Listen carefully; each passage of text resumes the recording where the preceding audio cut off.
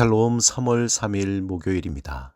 사순절 둘째 날, 하나님의 전능하신 능력이 여러분의 삶 가운데 함께 하시기를 소망합니다. 이 시간 복음서의 말씀을 읽고 묵상하며 하나님 앞에서 침묵으로 기도드리겠습니다. 마태복음 3장 7절에서 12절. 요한이 많은 바리새인들과 사두개인들이 세례 베푸는 대로 오는 것을 보고 이르되, 독사의 자식들아, 누가 너희를 가르쳐 임박한 진노를 피하라 하더냐. 그러므로 회개에 합당한 열매를 맺고 속으로 아브라함이 우리 조상이라고 생각하지 말라. 내가 너희에게 이르노니 하나님이 능히 이 돌들로도 아브라함의 자손이 되게 하시리라. 이미 도끼가 나무 뿌리에 놓였으니 좋은 열매를 맺지 아니하는 나무마다 찍혀 불에 던져지리라. 나는 너희로 회개하게 하기 위하여 물로 세례를 베풀거니와 내 뒤에 오시는 이는 나보다 능력이 많으시니 나는 그의 신을 들기도 감당하지 못하겠노라.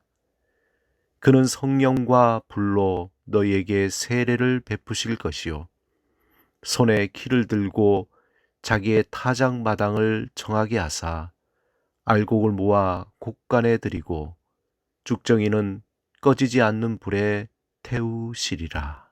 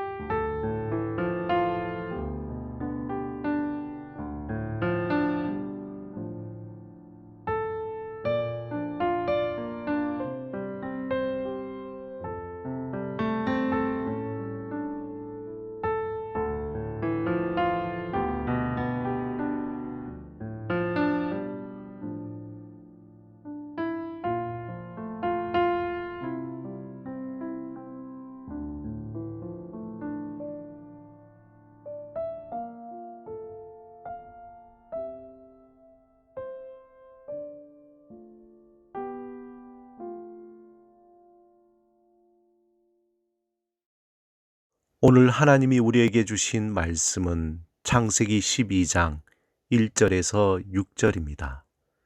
함께 말씀을 읽고 우리에게 들려주시는 하나님의 음성을 듣겠습니다. 여호와께서 아브라함에게 이르시되, 너는 너의 고향과 친척과 아버지의 집을 떠나 내가 네게 보여줄 땅으로 가라. 내가 너로 큰 민족을 이루고 내게 복을 주어 내 이름을 창대하게 하리니 너는 복이 될지라. 너를 축복하는 자에게는 내가 복을 내리고 너를 저주하는 자에게는 내가 저주하리니 땅의 모든 족속이 너로 말미암아 복을 얻을 것이라 하신지라. 이에 아브라함이 여호와의 말씀을 따라갔고 롯도 그와 함께 갔으며 아브라함이 하란을 떠날 때에 75세였더라. 아브라함이 그의 아내 사레와 조카 롯과 하란에서 모은 모든 소유와 얻은 사람들을 이끌고 가나안 땅으로 가려고 떠나서 마침내 가나안 땅에 들어갔더라. 아브라함이 그 땅을 지나 세겜 땅 모래 상수리 나무에 이르니 그때에 가나안 사람이 그 땅에 거주하였더라. 오늘 본문에서 하나님이 아브라함을 부르신 목적이 구체적으로 나타나 있습니다. 하나님은 아브라함에게 세 가지 약속을 하셨습니다.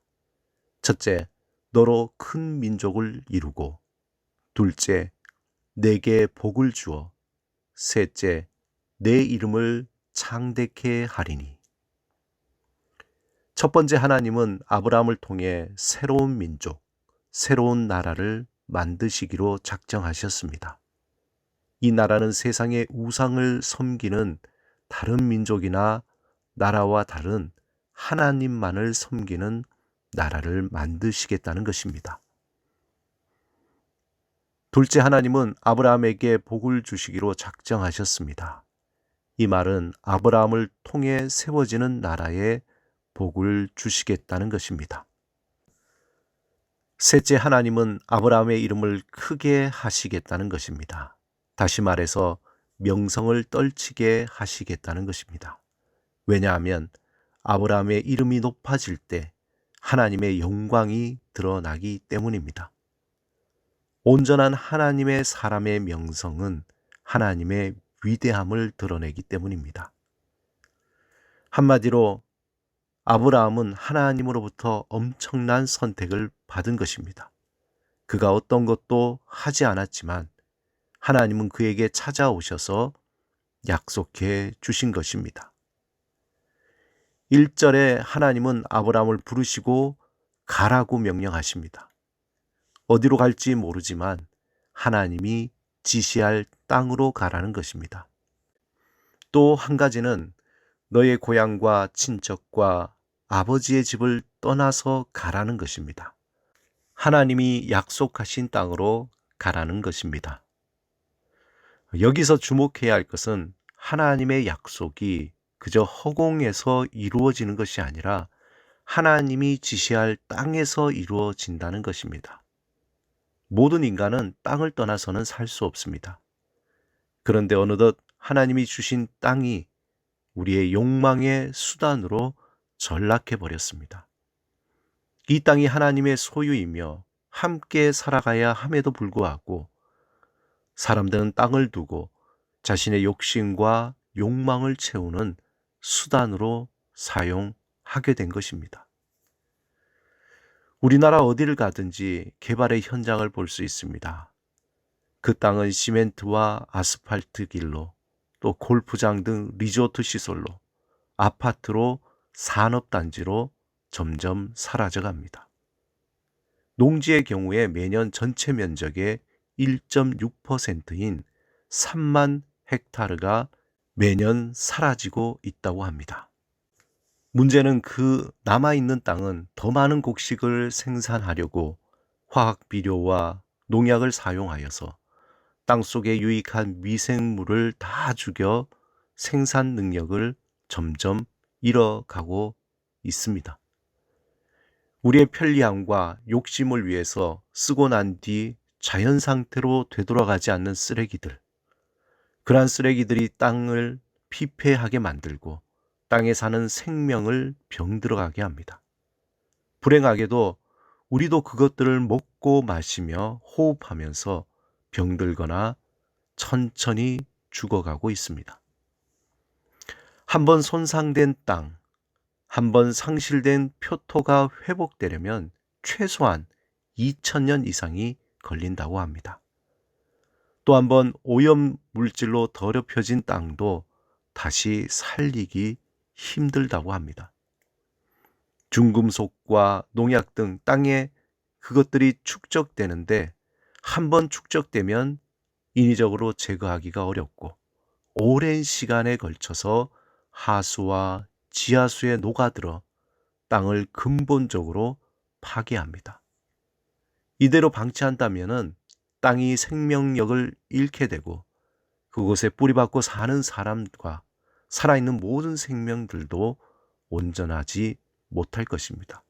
사랑하는 여러분, 도시의 아스팔트 위에 살아가는 대부분의 사람들은 땅의 소중함에 대한 깊은 의식을 하지 못하고 살아갑니다. 하지만 이제 땅에 대한 위기의식을 가져야 할 때입니다.